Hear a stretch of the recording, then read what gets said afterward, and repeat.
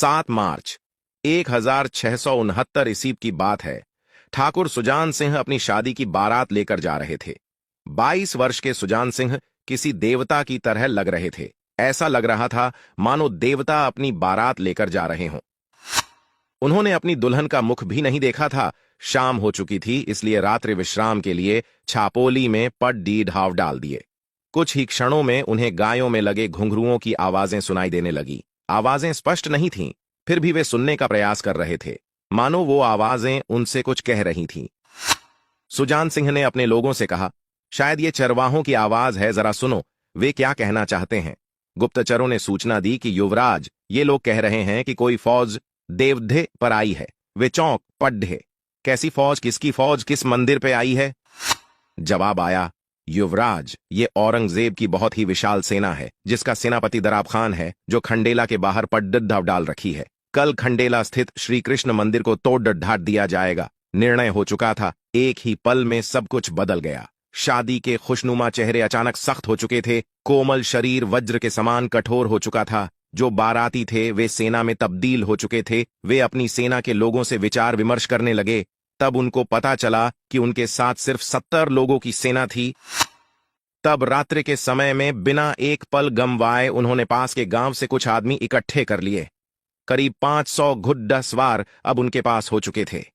अचानक उन्हें अपनी पत्नी की याद आई, जिसका मुख भी वे नहीं देख पाए थे, जो डोली में बैठी हुई थी। क्या बीतेगी उस पे, जिसने अपनी लाल जोड्ढे भी ठीक से नहीं देखी हो। वे तरह तरह के विचारों में खोए हुए थे। तभी उनके कानों में अपनी मां को दिए वचन याद आए, जिसमें उन्होंने राजपूती धर्म को न छोड़ ढहने का वचन दिया था। उनकी पत्नी भी सारी बातों को समझ चुकी थी। डोली की तरफ उनकी नजर गई। उनकी पत्नी मेहंदी वाली हाथों को निकालकर इशारा कर रही थी। मुख पे प्रसन्नता के भाव थे। वो एक सच्ची क्षत्राणी का कर्तव्य निभा रही थी, मानो वो खुद तलवार लेकर दुश्मन पे टूट पड़ डीजना चाहती थी, परंतु ऐसा नहीं हो सकता था।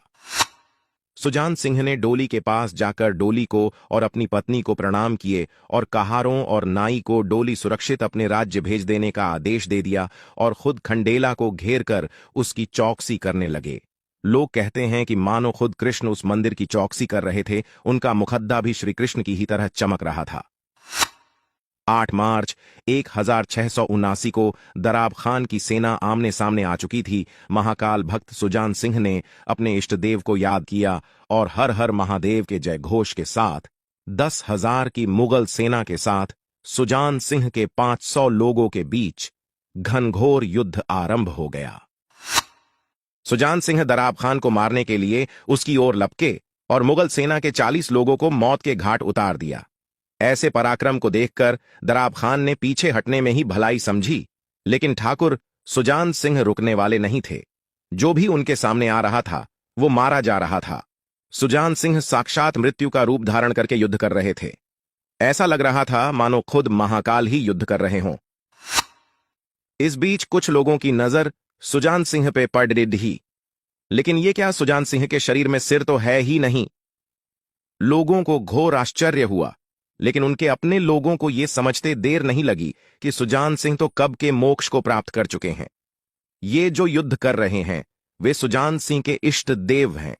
सबों ने मन ही मन अपना शीश झुकाकर इष्ट देव को प्रणाम किए।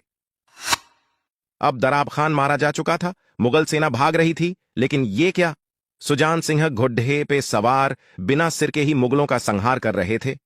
उस युद्ध भूमि में मृत्यु का ऐसा तांडव हुआ जिसका अंदाजा इसी बात से लगाया जा सकता है कि मुगलों की 7,000 सेना अकेले सुजान सिंह के हाथों मारी जा चुकी थी। जब मुगल की बची खुची सेना पूर्ण रूप से भाग गई, तब सुजान सिंह, जो सिर्फ शरीर मात्र थे, मंदिर का रुख किए। इतिहासकार कहते हैं कि देखने वालों को सुजान के शरीर से दिव्य प्रकाश का तेज निकल रहा दिखता। एक अजीब विस्मित करने वाला प्रकाश निकल रहा था, जिसमें सूर्य की रोशनी भी मंद पड्डी आच रही थी।